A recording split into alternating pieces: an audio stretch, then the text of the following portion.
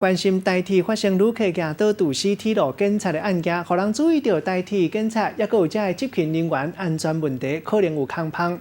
铁路警察跟一般的警察同款，拢有枪，也有棍啊。不过，这个列车长也有站务人员，基本的装备敢若是这个 BB 啊，也有无线电尔。但台视新闻的记者嘛，进一步调查发觉，一寡列车长会家己穿闭路器、棍啊，也有防身的喷雾。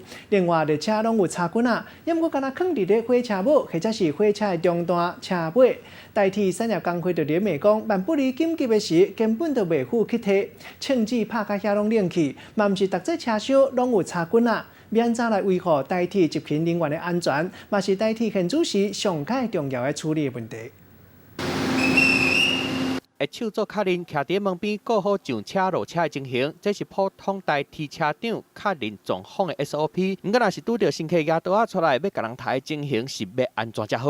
因为毕竟在车上只有我们列车长一个人，要应付一些情况的话，其实是有时候还是会有不妥的地方。车长讲，因为因无公权力，所以处理的原则是尽量莫甲旅客弯起来。啊，若拄到危险的情形，会先找铁路警察斗相共，刷落接疏开附近的旅客。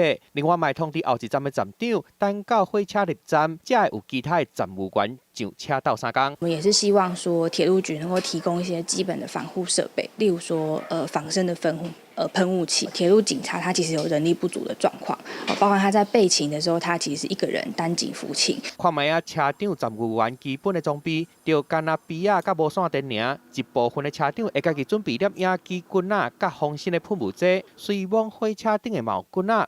毋过，干那放伫车尾、中段也是车尾尔，嘛互代替产业工会质疑。卡叔讲发生事故根本就袂付体。另外嘛，毋是逐台火车顶的拢有棍啊。执勤人员随身安全配备这个部分，我刚刚有提到，我们在1个月之内，我们会全面检讨。补票的纠纷变作台警察的事件，嘛互代替偷走票的问题，搁一届受到重视。规定了无票旅客不得乘车啦。